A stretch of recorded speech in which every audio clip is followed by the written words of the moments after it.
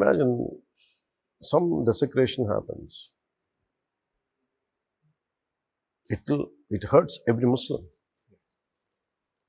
The faith says, I don't want to, we are not supposed to you have to do fasting from sunrise to sunset. Yes. That is, their faith said that, and they're following it. So how you do this? And also when you say, okay, when a Muslim wants to eat meat, it should be halal certified, done in a halal manner. Imagine if it is not done. It is an issue. We cannot question, okay, why do you want to do it? It's simple, okay, that an average Muslim personality says, hey, that's what I believe, that's what I say, I want to do. But the problem is, same thing happens in a Hindu system. The question comes from, if some kind of such violation happens, Hindu won't get a support from his own Hindus, fellow Hindus. They are so divided, disintegrated, and that's the issue. So regarding Tirupati Prasad, also the same issue. It is a set of norms are there. These norms have happened. It evolved since 700 years. And last 300 years, the concept of all the, it used to call bundi. So it was it was not rolled into a rounded ball, so shape. And finally, 300 years back, they made it more easy to offer this way. And a lot of reverence and devotion goes into that quality.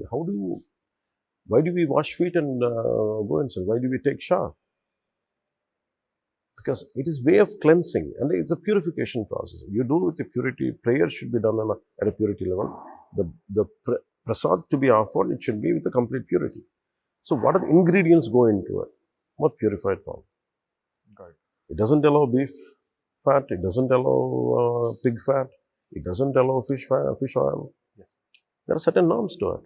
So when the norms are being violated, a lot of people who doesn't even eat garlic, who doesn't even eat onion, they're devotees of Lord Balaji. And imagine for them, even garlic is a desecration for them. Yes. Eating garlic and eating onion. So everyone believes, okay, they come to a common minimum understanding, okay, this is what it is.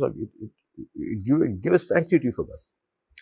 The problem is when it is not been practiced, when something has been violated, the ingredients which are not supposed to go into it, when they went inside, and it is a violation of trust. 100%. And that did hurt people, that enraged people. And imagine someone says it, who are the board members? I'm not, the concept is I'm not blaming whom I'm blaming? I'm blaming the regulatory body there, the authority which was sitting there. You're supposed to look into it. Instead of saying, okay, mistake happened, we are sorry, we will look into it, a simple apology, sorry, would have reduced it. I'm not saying they won't be left up, they won't be, we won't leave them, but it would have lessened the mitigation. But they didn't do it, they escalated it. And where they're drawing their strength from? They're drawing their strength from Hindus, society is divided. Fellow Hindus can be abused, fellow Hindus can be done, because you can't raise your voice because we are also Hindus. This is the group. How much percentage, it depends. But for that group, I'm also Hindu. I'm also respect other religions. But here I'm questioning not Muslims or Christians. Fellow Hindus. I'm questioning the Hindus who doesn't have respect for Sanatana Dharma. You are the prime culprits for this entire episode. For them, to escape, to safeguard Hinduism, Hindu society should be safeguarded from the people within Hinduism who attack Sanatana Dharma. I think that's what the whole episode turned out into. It is not just about prasad. The executive officer of TTD coming out and saying that the ghee was never used, that the adulterated ghee was never used. Whereas the chief minister's statements and all the other statements after that confirmed that the adulterated ghee was in fact used to make laddus. So if you could just give us some clarity on whether the ghee was used or no in the first place, it can clear out the doubts of crores of devotees who today are in a confused state because of that one news report. If ghee was not used, the issue would not have arisen to this point. It's as simple. And especially we are very, very cautious and careful to say a statement before. When the EO says now, he was not talking about then. He's talking about once they have taken charge. Because when Mr. New EO has taken charge, I was also asking why. If you noticed, I was raising this since many days. You will have, if you want, my office can give you that the visuals where I have spoken consistently about the quality of prasad. During the election campaign also. Yeah, I have also said it. So it is not something new. Everyone said that something is not right. So when the EO who has taken charge, and he means, maybe he's not a, because because they say it he's a bureaucrat, he doesn't exactly, and also sometimes English, if you said it in Telugu, when they say it, when he said it, what he meant was, I asked him the other day, he met me, I said, what he meant was, now whatever, in fact, he gave me prasad. I said, I asked him, he said, but no sir, this is, after we blocked the company, and this ghee has been tested, and with this ghee we made it. That's what he meant. But the way he put it, I hadn't seen the visual, but for me there was no confusion because he said it right. But people who doesn't understand the language, people who want to twist, have a different meaning to it, they can say it. But actually, we are on the same page. All of us are on the same page. So yesterday, you did an entire press conference, and you also responded to Mr. Prakash Raj, who came out and spoke something about this particular issue. Today, he has responded to your press conference, and he says you tried misquoting him or twisting what he misquoted. What would you like to say? No. There's no such way. I like Prakash Raj. He's a good friend of mine, and I always liked him. He was, in fact, we share a great bonding.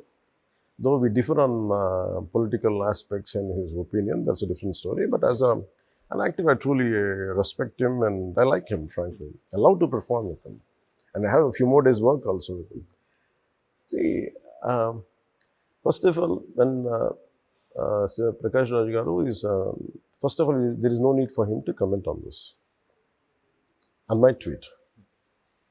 It is something, some adulteration happened, some sanctity has been violated. I said that. There is no comment. My thought was, people who are involved in it should be punished. There is nothing to do with religion, nothing. But he commented and he dragged your friends in Delhi. He meant the BJP. BJP and Modi ji or who are the leadership. So I know his comments. He feels he's a great secularist. So where your thought comes from?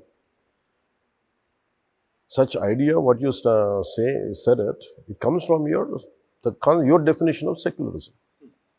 So it is not just Mr. Prakash Raj alone, whoever were commenting on me on the social media or on the political commentators, they think they are the saviors of democracy and they are epitome of secularism. I want to tell them, guys, I know for secularism I have a slight, it's not my own opinion, average Indian feels it. For them, secularism is something you can comment on. So, the moment I said I didn't misquote or something, I understood his intention, where you are coming from. You read between the lines. That's read between the lines. My question is, did you comment on Bangladesh? When Hindus are being killed, did you comment? You don't comment. If you had commented, I don't know, I'm not aware, I'm glad.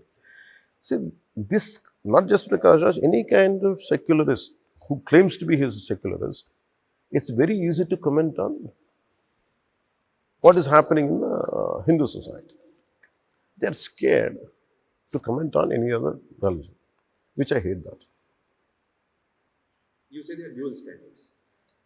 Yes, what is secularism? All are equal. Whether I'm a person of an X religion, a person of Y religion, or Z religion, that's not the issue. Whoever does the mistake, who wants to make a comment, Please do it. That's what an average Indian wants. I grew up from a very simple middle class family who doesn't come from a great political background, but I wanted my leaders to be like this. Just because I'm a leftist doesn't mean I'm not going to comment on. Imagine the sacred thread was will be adorned by Brahmins or certain classes of society. It was pulled and snapped by one guy. The one who snapped, it happened in the temple in Bhimavaram. It was done by another Hindu only. And no one comments about it. Of course, I raised my voice.